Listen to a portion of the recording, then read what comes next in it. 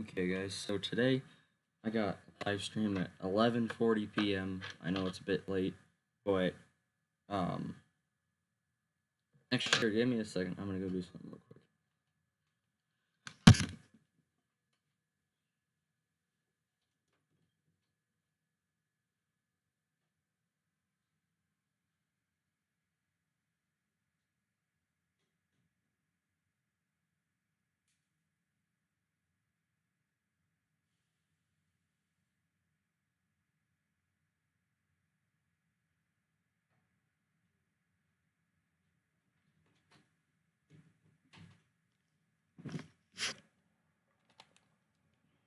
So the first about minute of this video is just her explaining what she's gonna do.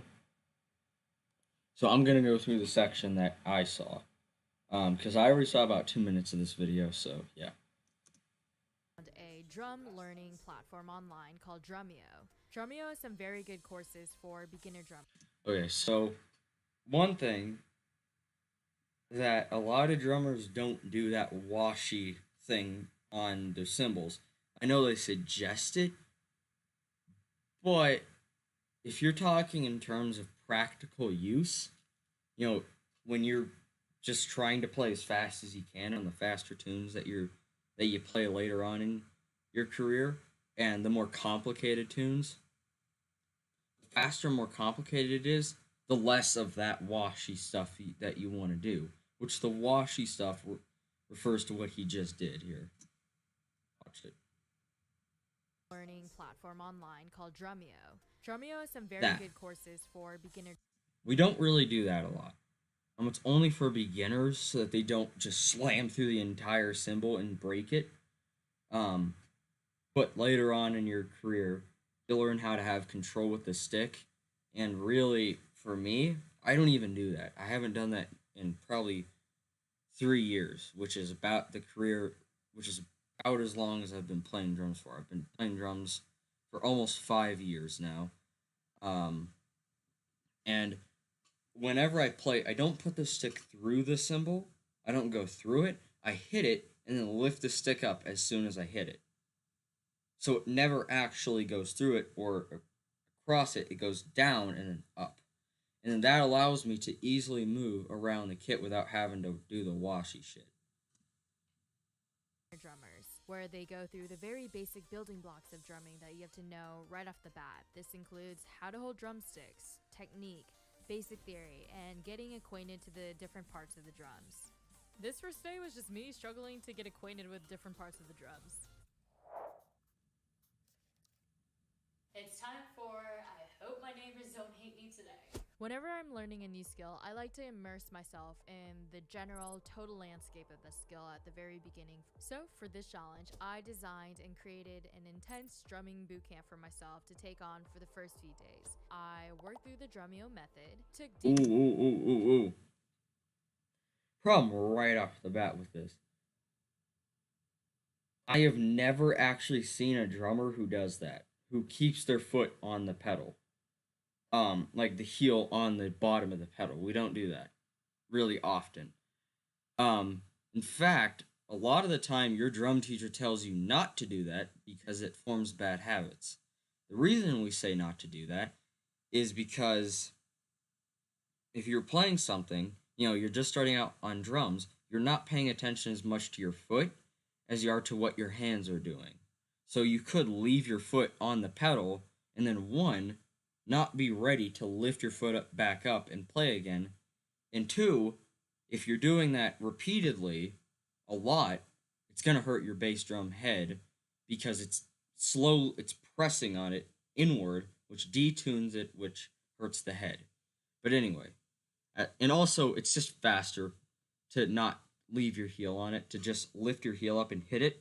One, it gives you more power, and two, it's just faster and easier. It's less muscles that you have to do, and it's less thinking. And it's a lot more comfortable, and you don't cramp up as quickly. Detailed notes of what I was learning. Lastly, I drilled through different rudiments in the Drumeo method. To define a rudiment simply, it's the basic rhythmic pattern that is found in a lot of music. My process of drilling through rudiments was very simple. For example, I would see this rudiment, be intimidated for a hot second. What is going on? And then I would slow it down and try to copy the movements. When I was comfortable playing it at a certain speed. Okay. I love Drumeo, but don't teach people rudiments like that. Don't just throw them into playing it around the kit. You got to give them a practice pad or play it on the snare. Because if you just immediately have them doing that around the kit, it's more things that they have to think about more quickly. And yeah, you could slow it down, but they don't understand rhythm very well yet because they're new. They don't understand it as well or how to get around the kit as well as somebody who's more seasoned. Um, what a lot of drum teachers do, in fact, I would suggest doing this, is what you do is you just get them a practice pad, a pair of drumsticks, a metronome, and some sheet music. And all they do is play the rudiments on that snare drum. You know, like a paradiddle. If you playing that around the kit, it's a lot harder than just playing on a practice pad. So you're not focusing as much on the paradiddle, you're focusing more on getting it around the kit instead of on the rudiment, which is what you need to be focusing on. So it's fine, it can work, and she's trying to learn fast, so I guess technically it's fine, but if you want to have a more long career and actually pursue the drums, I would not suggest that at all. I would bring the speed up. By repeating this process, I'd be able to play it 4 times in a row at 80 beats per minute, in which I would move on to the next set of rudiments. Here we go. Some rudiments took a longer time to get a hang of, while others I could get pretty easily, but as long as I started slow and went to a faster tempo, I was able to get it. But I will say she's not doing too bad. At 2 days, she's doing pretty well for herself. At 2 days, I wasn't even playing drum kit. I was on practice pad. But she's doing well. She's keeping a decently consistent time. I don't hear a metronome, but whatever. By the end of the mini boot camp, I was able to play my first song. Maybe because I played the piano before and I feel like I have a pretty good sense of rhythm and coordination. I felt like I was improving pretty quickly and it was a ton of fun going through the basics, but I wasn't really sure if I was doing anything wrong. So I sent a video over to one of Drumeo's instructors for some feedback. For 1 week? Are you kidding me? Clearly. Great time, great feel, played all the fills, everything is happening. You're doing all the right stuff. The one thing I want to talk about is your bass drum. We do see you're picking up the The best thing you can try and do there is keep your foot on that pedal. This is really going to be a big difference when you start playing faster stuff. Looks like I'm on relatively the right path. Now that I'm done with this high-level boot camp, it's time to buckle down and focus in on the song that I'm learning this month. This is what I say. No. Okay. That's a big problem right there. Don't go into just playing songs. You gotta focus on the basics. She has a month to do this. She's been playing for a week. You have 3 weeks to do this, man. Relax. You have time. As long as you could practice 2 hours a day and be fine, and you'll have the rest of your day open. That I would not suggest that. That is a little complicated for somebody who's been playing for a week. I couldn't do that in a week because I don't know, man. Those rhythms are a little more than what I would suggest for a beginner, especially this part here. Let me go full screen. That part.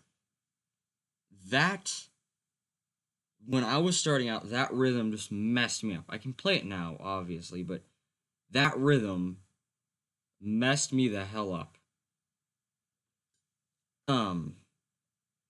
One song I would suggest is the song that I first learned, Symphony of Destruction. It's not hard. It's literally just 2 and 4 the entire time, or most of the time. And you can even simplify it that you don't have any fills and you don't have the halftime, which is how I was taught. So cut out the halftime in Symphony of Destruction and cut out the fills. You've just got a song full of 2 and 4. That one helps you build stamina, which is a good thing for drums. You're going to need it because it's super physical. You can work up a sweat playing drums. I mean, I've played 5 songs in a row and I started sweating a little bit. So, especially for a beginner, it's a lot easier to build up a sweat when you start. So I would not suggest something like this song. Although Symphony of Destruction's sort of fast, but it's manageable. I was able to manage it in about 20 minutes with obviously the guidance of a teacher. You know, he obviously showed me what I was doing wrong. So for this girl, I would say don't learn on your own. Get a teacher. Doesn't matter how long you think you're going to learn this, get a damn teacher. I've learned that mistake time and time again. Learning saxophone, learning guitar, learning bass. I self taught myself all those instruments, and with the amount of time I've spent on all those instruments, you'd expect me to be better at them, but I'm not. 4 years in guitar, and I'm still not very good. So get a damn teacher. Just trust me. I know it's expensive, but just do it. It's gonna make your progress so much faster because they're a professional who's been through all the valleys of drumming and they understand every facet of drumming. So just get one. It's so helpful. Even for an instrument as simple as drums, just get a damn teacher. Please. Well, I have my work cut out for me for this month. To get a clear understanding of what I was up against, I reached out to an expert. Good, how are you? Doing good. Carlos has been playing the drums for over 20 years and teaching online for over 10. I first asked him what would be the hardest part of this challenge. You're going to Never want heard to this work guy. on that right hand speed. The overall coordination of all these patterns is going to be tricky, thinking about right hand, right foot, right hand, left hand, and all these things hitting at the same time or hitting one after the other. It's clear by now that the hardest part of the song is gonna be the speed, which is 164 Yeah. beats per minute. This is unexpectedly pretty freaking fast, and Yeah. I'm very worried that I'm not gonna be able to hit this by the end of the 30 days. But Carlos is giving me some Yeah, good that technique. is pretty fast. 164. Now let's see if I can cue up a metronome at 164. Because I mean that's not uber fast, but for a beginner, that's pretty fast. Here, let's just say 164. Dot dot dot dot dot dot dot dot dot.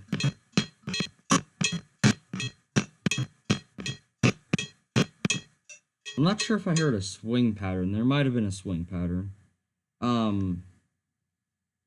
But even just keeping that.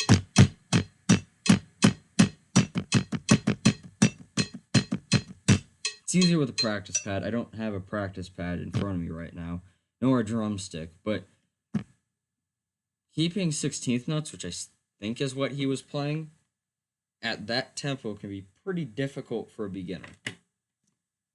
Tips that will help me bring up that speed. It's called the whip. It's almost like a cheat code, essentially. You hit one, and then as you're bringing the hand up and twisting that wrist, it's almost like you hit like an accidental note. With all this info to remember, it's time to go into the song. At least I got the first note.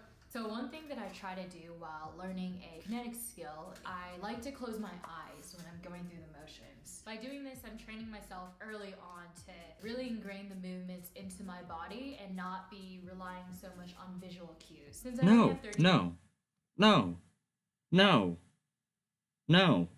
Don't do that. Do not do that. Don't play drums blindfolded.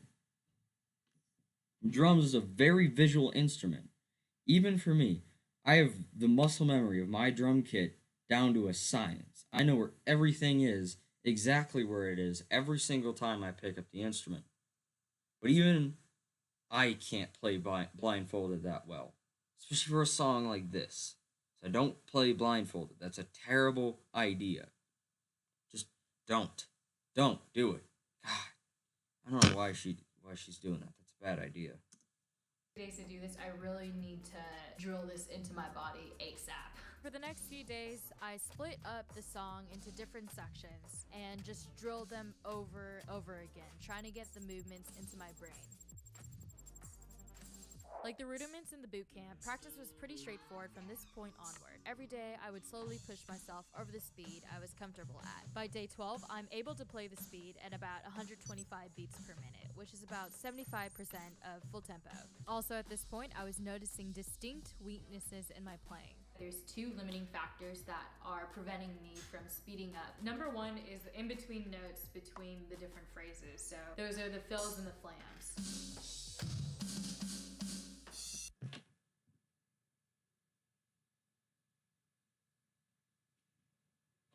I told you so. That's why every drum teacher tells you, "Hey man, go to a practice pad and practice your rudiments." That's why I said don't just dick around on the kit with the flams, dude. Come on, you gotta learn it on one drum before you learn it on the whole set. Imagine you wanted to run a marathon, but all you knew how to do was jog. Or sorry, imagine actually that wasn't a very good example. Imagine you wanted to play professional basketball, but all you knew how to do was dunk. You're not gonna be that good. It's gonna be cool, but you're not gonna be good because you're not strong with shooting, you're not strong with dribbling, you're not strong with passing, catching, guarding. You need to be strong at all those things before you get anywhere near more advanced stuff. Playing rudiments around the drum kit is not the first thing you should ever do when doing rudiments. Start basic. Don't just immediately jump into something when you're playing drums. It's an instrument that takes some damn time. It takes a long damn time. People, Neil Peart was still refining his technique 50 plus years deep. Drummers who have been playing for decades still refining their drumming technique years later after starting. Music and instruments in general is something you're constantly getting better at. You're not trying to be better than Jimi Hendrix or Eddie Van Halen or Neil Peart or people like them. You're trying to be better than yourself yesterday. Am I a more proficient drummer than I was yesterday? Yes. Marginally better, barely better, but I am better. And that's what you need to focus on. Don't just jump into rudiments, complex rudiments around the drum kit randomly. That's why she's failing here because she didn't practice it on one drum first. I think I just need to practice them over and over. The big problem here is my bass note. This little guy here. The bass note is my enemy for this challenge. But see, she's lifting her foot off or her heel off the pedal. She's getting better. She's getting there with that bass. Not able to keep up the pace of my foot with the pace of my hand motions. I'll keep drilling my foot to strengthen it. In the meantime, I have another lesson with Carlos, in which he gave me a lot of exercises. So if you're struggling with your bass drum speed, one thing, or keeping consistent time with it, that is, one thing I would suggest is turn on a metronome at a moderate speed, something that you feel you could do without failing. Turn it there and then go even slower than that. Because you need to go slower than what you're comfortable with to get faster. Because if you are just starting at the tempo that you're comfortable with, you're not actually refining your technique. You're just getting better at that one tempo. Part of drumming and music as a whole is that even if you feel comfortable at something and you feel like you're good at it, keep doing it a lot. Do it as much as you can. If you feel that you're playing bass drum notes comfortably at, say, 150, that's your natural comfortable tempo. Go even slower. Go like 90 beats because you want to get your technique as perfect as you can. And anytime I pick up my instrument to play something, especially drums, I'll typically start off with something simple.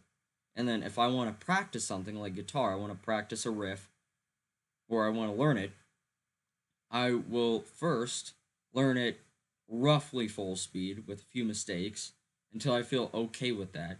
Then drop it down like 30, 40, 50 beats per minute. And then play it there and marginally get faster by maybe 10 to 5 beats per minute. And then keep doing that until I get to the tempo. Once I'm there, I go even faster.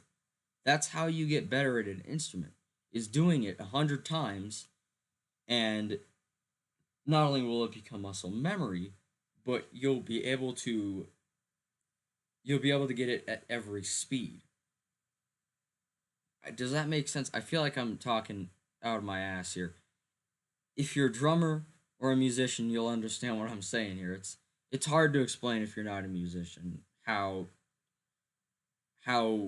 practicing works. to work on. Flam bass. But watch how my arms never stop moving. Dope For some drum reason, kit. I Holy imagine like crap. the mechanism on the Cool drum wheels of kit. a locomotive. When you're doing it around the drums, there has to be the fluidity where there isn't stopping and starting. It's got this constant flow. Aha! That was much more fluid. And the flam started sounding a lot cleaner. You can tell how well you're doing if you're having a lot of fun playing it. Because that probably means that it's so memorized that you're just... So, this video's dragging on. I think it's been like 20 minutes now. Yeah, 20 minutes. But to wrap this video up, the rest of the video I'm pretty sure is much the same. She just plays the song, which is a mediocre song. But to wrap this video up, what I would suggest for learning drums is, one, get a drum teacher. Even if they're expensive, if you want to progress, you're going to need somebody there to hold your hand. Like, if you wanted to learn how to drive a car, you wouldn't just go out and drive a car. You're not going to be very good at it. You're going to be messing up a lot, and you're probably going to hurt somebody in the process. So you got to have somebody there to teach you how to drive. It's the same thing with drums and or music. You don't just jump into it. You kind of get the fundamentals going. So if you want to learn drums, one, get a drum teacher. Two, get a practice pad and a pair of drumsticks. They don't have to be expensive. They don't have to be super good. They don't have to be like the Rolls Royce of drum gear, but just nice enough to where it feels good. And then three, get your teacher to get you some sheet music and get them to help you practice tempo and rhythm. Because as a drummer, the two things that you need to know how to do that are going to be ingrained in your mind as a drummer is tempo and rhythm. Those are the two reasons that a drummer are in the band in the first place. And then three, practice your rudiments. Just practice them. Practice them as much as you can. If you want to learn a flam, play it a lot and play it slow. Play it simple and slow. Don't go to like 300 beats per minute.